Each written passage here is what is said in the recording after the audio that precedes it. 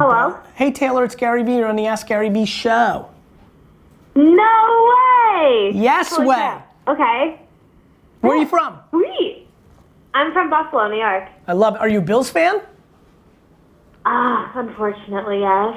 All right, I know you said unfortunately We're not because very good. I know. Well, listen, neither are the Jets. Don't worry. So, what's going on?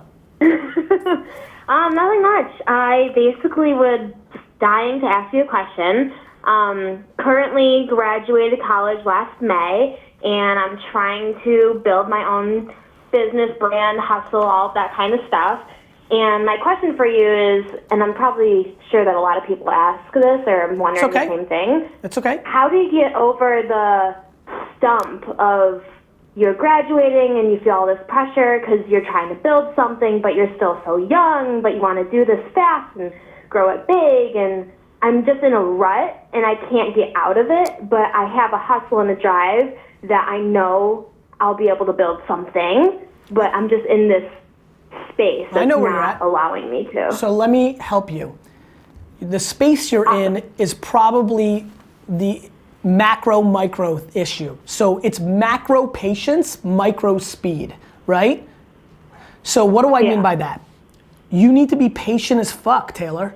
You're 22, 23 years old. Like, what do you think's gonna happen overnight? Yeah, I know. So you need to be fast, 7 a.m. to 2 in the morning every day, but in the big picture, you need to realize nothing good is gonna happen for the next 6 years. Okay. And do you think that I should just try every good idea that I think I have and just go for it all out? Or do you think I should stick with one thing at a time? I think the fact that you even asked that question, that you should taste flirting with a lot of different things, because you'll be crippled by the what if you don't. Even though that's not the perfect formula to build the biggest short-term wealth, because you should go triple down on one thing instead of being half pregnant on 9. Okay. Taylor, let me tell you something. Let me ask you the pressure. Who are you? Are you trying to prove to yourself, to your siblings, to your parents, to the world? Like, who are you trying to prove that you're successful to, or that this was the right call, or you're gonna make it? Like, that's what you have to figure out. That's a good question. What are you impatient for? Like, what's the problem? You want to buy a fucking Rolex? Like, what's the rush? I feel like I've known that I'm meant to do something big. Me too. I grew up in an entrepreneurial household. Me too. And so it's in my blood, it's in my bones. Good. And I feel like I watch all these other millennials hitting these huge, I guess, milestones in their life. What milestones? And then I'm sitting here. Let's break it down. How old are you? I'm 22, about to be 23. Okay, what milestone, please give me a millennial and the milestone they achieved that makes you feel like you're just sitting in fucking Buffalo. Well, I'm sitting in Buffalo, which is one thing I'm not happy about. But, that's right, because it's home of the Buffalo Bills, piece of shit team. But yeah. but before you go there, forget about sitting in Buffalo. Who's the millennial and what's the milestone that's making you feel like you're sitting there? Go. The truth, go. Well, honestly, there's people on social media, which definitely is not always true. Who? But I watched, oh God, I guess the only thing on the spot I can think of is a Kardashian or a Jenner, which is lame, but. Can we talk about this, yeah, please? I feel like, sure. Like, you're telling me that Kylie Jenner's fucking 1 trillion followers on Instagram makes you feel like you're just sitting there?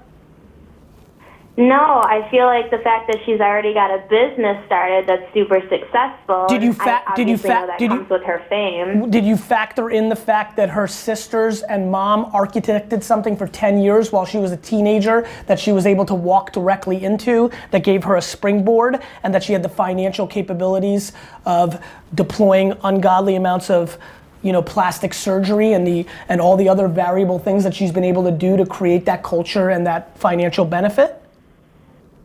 Yeah. Did you factor in that her mom is a ninja architect of business and created that framework?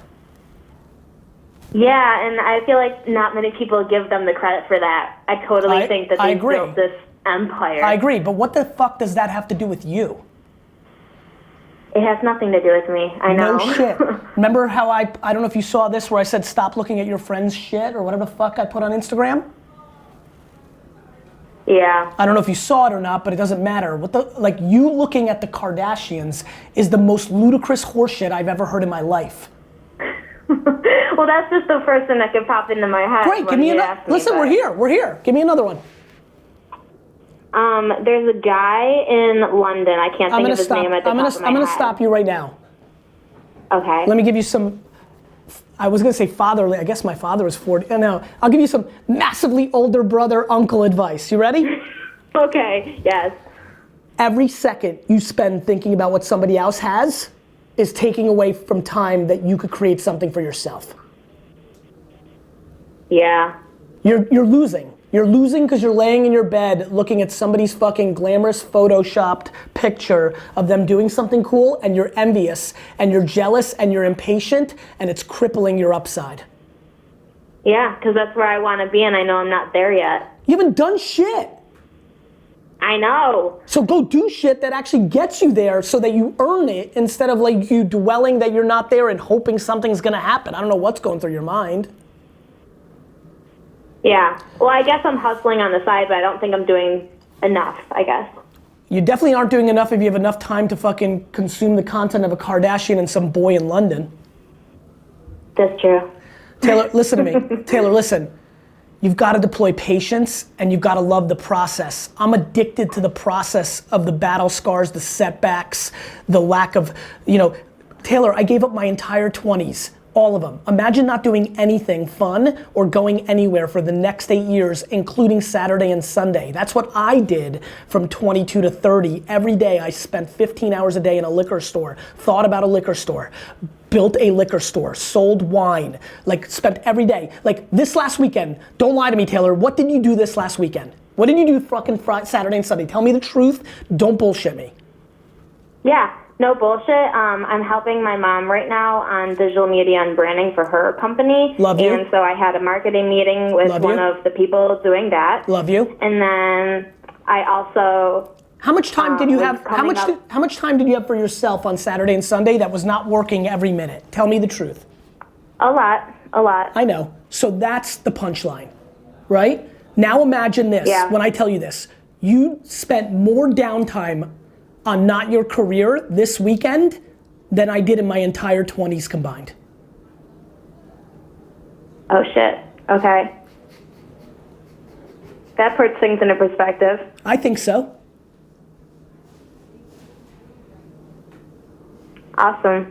I think so too. Yeah, I need to just get to it. Taylor, you need to do me a huge favor. If you really want to win and you want to come to New York in 8 years and shake my hand, here's what you need to do.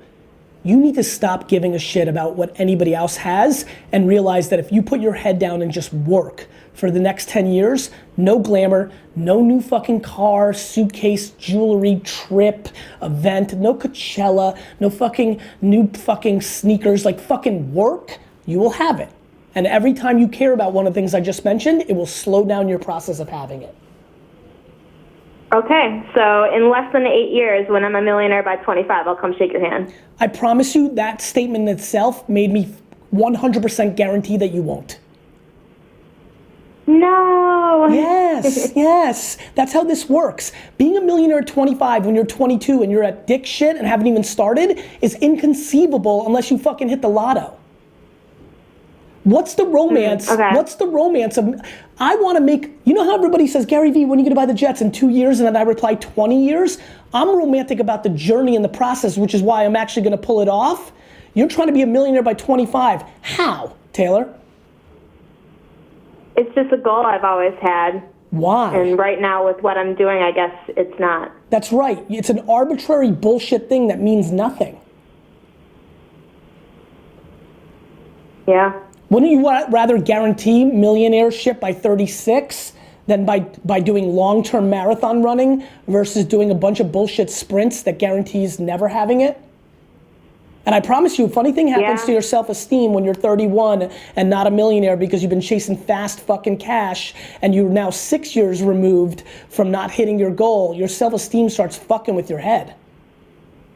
Mm-hmm. Yeah. Listen carefully. I want to buy the New York Jets, but when I clarify it to everybody, I want the process of trying to buy the New York Jets more than buying the New York Jets. Understand? Yeah. Because ultimately, that's the end goal, but there's a process behind that. You have to understand, I don't give a fuck about the end goal. I care about the process, the enjoyment of doing it. You're not enjoying yourself trying to get to $1 million over the next 3 years. No. You're right. Oh, I know I'm right. I'm just sticking on this right now because I feel like we've gone into this deep enough that I might as well hold on for a couple more minutes to see if I can actually pull you through instead of you just being on this high of practicality for 36 hours and then going back to Instagram bullshit in 48 hours. I need to deactivate that shit. No, you need to learn the discipline to be able to put it in the proper bucket. Yeah. I just feel like I hold myself at this pedestal only. It's crippling myself because I'm not actually doing the things to get there. Of course. So you're playing a fake narrative instead of putting in the actual work that's needed to actually pull it off. Wishing instead of executing. And then what's happening is you're living a fake world to yourself, but you know it, which then changes your behavior in the way that you interact with others. It's true. I know. Like, for all my bravado now, I was real quiet in my 20s. People made fun of me, like, you work in your dad's liquor store? I'm in Wall Street making $100,000, I got a BMW. I'm like, that's nice, Pat. Yeah. Do you understand the level of disrespect I have for Pat? Do you understand the level of disrespect I have for all those 20, 30, 40, 50-year-olds flashing shit on fucking Instagram with short-term moves? I can't wait for the fucking world to melt. I can't wait for all these bullshit people to get fucking hosed out when the economy gets shit. Yeah, it's because they're short-term affording these things that are flashy, but in the long term, it's not sustainable for what they're doing right now. Yeah, but meanwhile, you're admiring the fuck out of them. I know, it's a problem. No shit, Taylor. It's really bad. Taylor, you need to start fucking loving the process and the work and the grind. You need to start respecting people that are like sleeping with 4 roommates and buying their t-shirts at Walmart. Yeah, you know what? I feel like I need that wake up, but I feel like I need to hit rock bottom to have that wake up. I'm too comfortable right now, and it's annoying the shit out of me. I don't think so. I think you are saying you need to hit rock bottom because it buys you more time to bullshit like you are right now. I never thought of that. You know what I mean? Like, you know it's not working. You're just saying, by the way, let me go complete left field on you. You're a 22-year-old girl, woman. Like, it's okay to enjoy a little bit now too. You've heard me say regrets. I don't know how deep you know my content, but once in a blue moon when people ask me the advice for 25-year-old Gary, the answer is go have fun, asshole. It would have been okay to go to Vegas or Acapulco or like do some dumb shit. Like, do you know what I mean? Like, Yeah. I think I've had my fun in college though, and now I feel like it's time to work. Well, no. That's the bullshit PR version, Taylor. The reality Taylor is still fucking in that zone. Yeah. Don't beat yourself up. Don't hold yourself accountable to arbitrary bullshit fantasies. Just put in work and enjoy that. Enjoy eating shit and dirt and bleeding and the grind, and don't give a fuck about what anybody else thinks, why you haven't done it, why are you doing that. Have 4 jobs, fucking Wendy's, Walmart, your side hustle, work, train, learn. Don't think you're a digital expert just because you're 22 and you have an Instagram account. Show me how much fucking shit you've sold with your digital social media skills. Okay. Do you understand?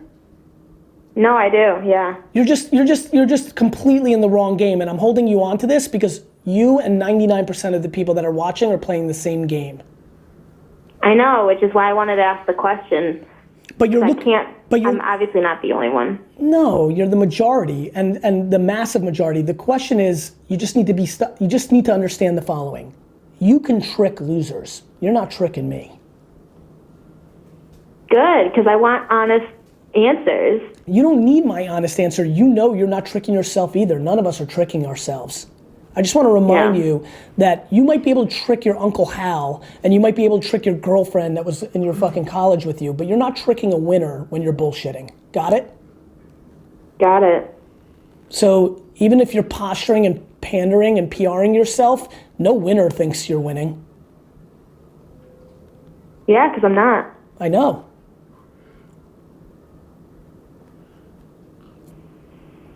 Work. That's the answer to all these questions. Got it. Learn things, do stuff, try to sell shit, learn how to make money, work. All right. I will. Was this good? Awesome. Thank you so much. Can you do me a huge favor? Yeah. Can you email me in 30 days and don't bullshit me? What's your Twitter handle?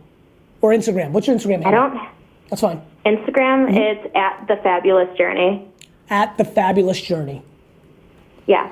Me and my whole team and the entire Vayner Nation is watching. Oh shit. Okay. I'm gonna smoke you out of your bullshit. Okay. Everybody's watching. Okay. I got it. Do you understand? Yeah. I like your blue dress.